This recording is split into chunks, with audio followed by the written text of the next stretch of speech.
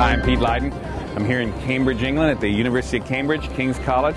We're here for the start of a new conference by a new institute called the Institute of New Economic Thinking. This is a new institute that's been launched by George Soros with a $50 million investment. This is the first conference ever to bring together the leading lights from the economics profession with policymakers and with historians of economic thought. In the aftermath of the most recent financial crisis, people have no faith in unfettered free markets.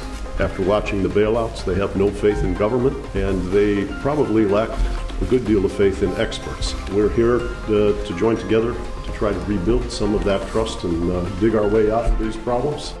A lot of what's going on at the Institute for New Economic Thinking's inaugural conference is to think, how do we really fundamentally rethink economic theory for the 21st century?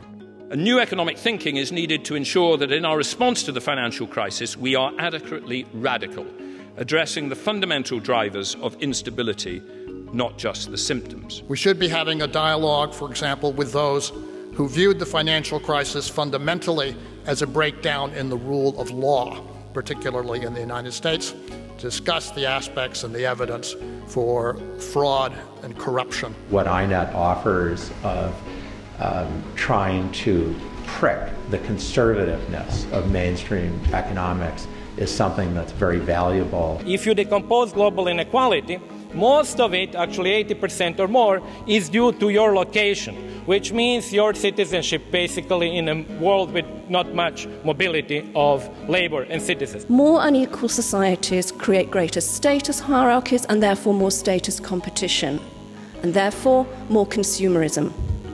People work longer hours, they get into debt more because they need to purchase things because status matters more.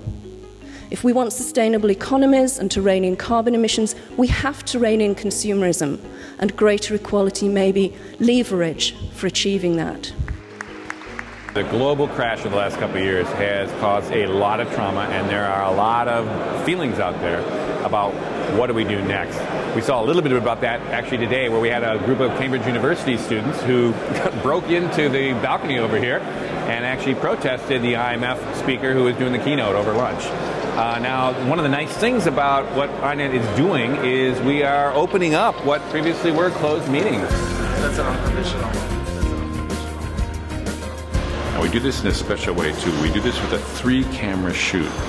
It's not just a one camera in the back that kind of covers it like C-SPAN. This is actually covering it very much live in that you've got different angles of the crowd, different angles of the stage there, and it's actually live switched by a director.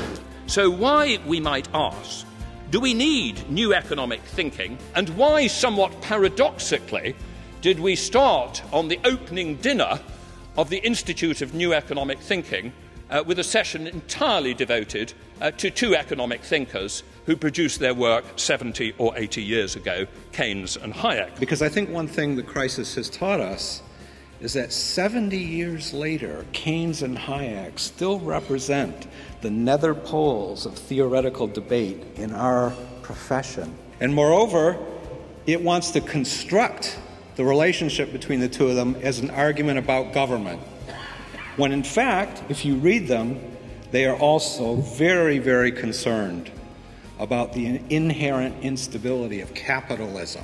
Because it was Keynes' belief that economic policy can improve people's life, let us draw inspiration from this belief and work together. Hayek's takeaway message is that the economy is a complex adaptive system, and that when we confront such a phenomenon, our ability to control it is severely limited. Today's new twist on that old story is the suggestion that central banks have become part of the problem. The problem, I suggest, is that central bankers have been listening too much to the academics. Once you start talking about the influence of ideas, one has to say among those that have to take blame for the crisis is the economics profession. Not those here, but other economists who are not here. There are several aspects of the behavior of the economy that seem so patently inconsistent with any model of rationality, at least any systemic rationality, that attempting to construct a model predicated on rationality that explains such behavior is, I think, almost doomed. A lot of discussion in the press that what we really need to do is deal with more realistic behavioral assumptions. I'm in full agreement with that. But I think that's just part of the problem. I think the other big part of the problem is that we need to really treat the economy as a complex system. If you benchmark climate models against the economic models of climate change, there's no question about which is better. We do these side interviews behind the scenes. We also do it on the floor. But what we're going to do now is we're going to pop in on interview in progress in the room here. Give you a little sense of what we do. This is a time of real soul searching. This new generation that's growing up, with the crisis as their intellectual backdrop, will potentially change the economics that's in the textbooks, a decade or two from now. We need good public policy formation. In the United States and the United Kingdom and in China, all the countries, we need to have a better standard of public policy formation, and some aspect of that involves international cooperation. The prevailing trend in the super bubble was also the ever-increasing use of credit and leverage. But the misconception was the belief that markets correct their own excesses. Reagan called it the magic of the marketplace.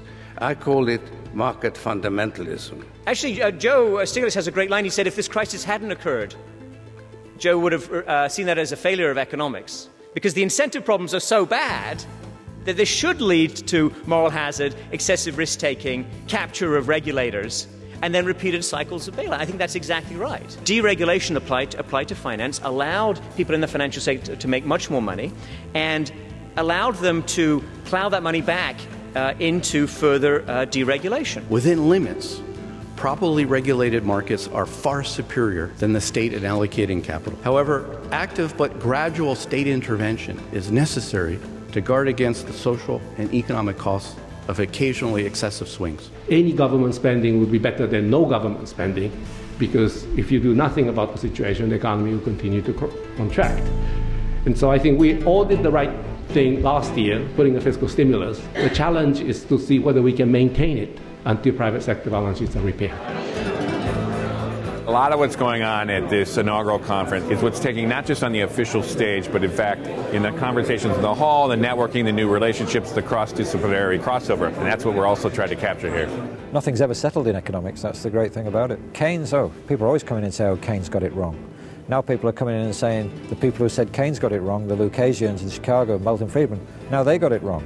My own view is that it was the public sector that took enormous risks.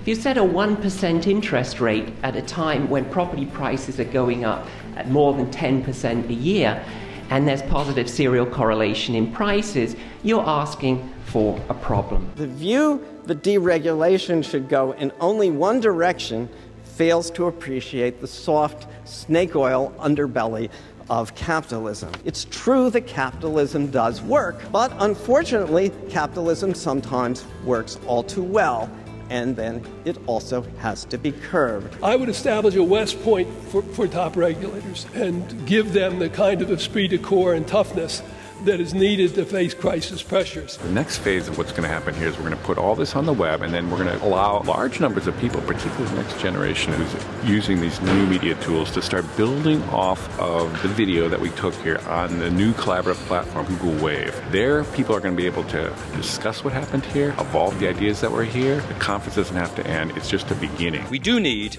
new economic thinking.